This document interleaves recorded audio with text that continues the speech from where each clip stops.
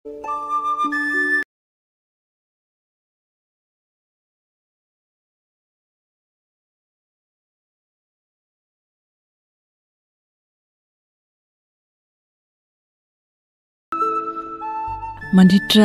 ity herinandro ity no hanaovantsika ny fantiniana masina, ny fibebahana, mangoraka sy malala-tanana, miaraka amin'ny frera Michel Fabrice Razafimandimby.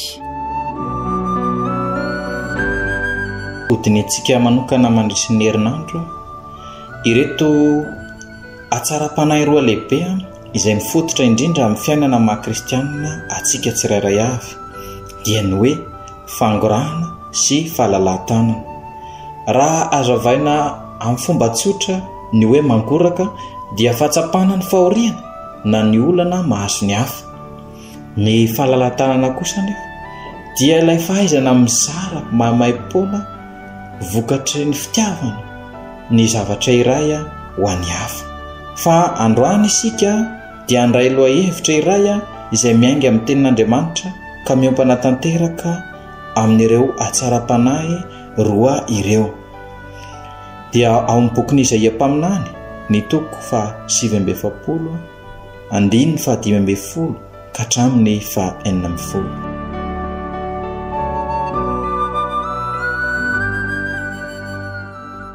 Anadino ny taizany va ny vehivavy ka tsy hamindra fo amina laokin'ny kipony, na anadino aza ny reny izao tsy mba anadino anao.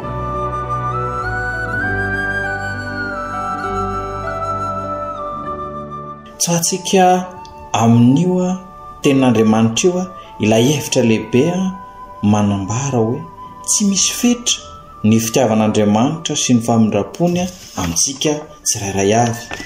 Ka hoy hoe mba tsapantsika tokoa ve zany ny alehibe ny fitiavan'Andriamanitra sy ny famindram-pony izay miantefa amintsika tsirairay avy isan'andro isan'ora eo amin'ny fiainantsika. Mandray ohatra mazava tsika ao an-tokantrano, matetika hitrangan'ny olana eo anatrehan'ny zanaka sy ny ray aman-dreny na ny beazina sy ny mpanabe rehefa ny zanaka mirona tanteraka amin'izay hoe ditra maro isan-karazany, miompana amin'ny mahafinaritra fa tsy mba amin'ny mahasoa izay ataon'ny zanaka izay. Na eo azy ireo dia mitranga mandrakariva ilay fitiavany reny an'ilay zanaka.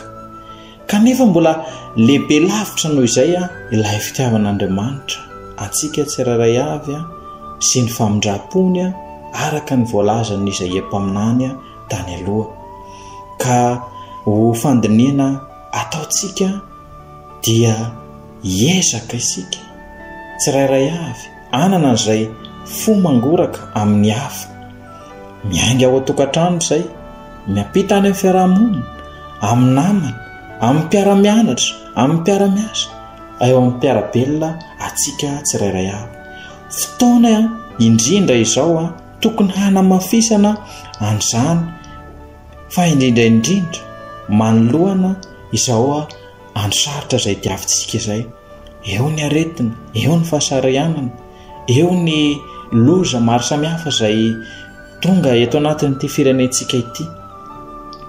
Kanefa mba hahafahantsika miaina kokoa an'izay rehetra izay dia hiaraka hivavaka isika.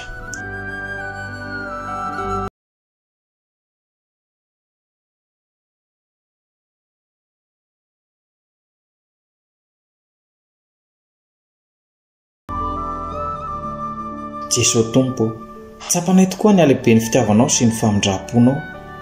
Koa anio dia mangataka ny fanainao masina izay anilo ny sainay tsirairay avy sy toetra eo aminay, ahafahanay maneho an'izay fo mangoraka izay amin'ny hafa manodidina anay, fa indrindra amin'izao vanim-potoana ny karemy izay ho tiavinay izao. Amin'ny alalan'i Kristy Tomponay no angatana izany. Amen.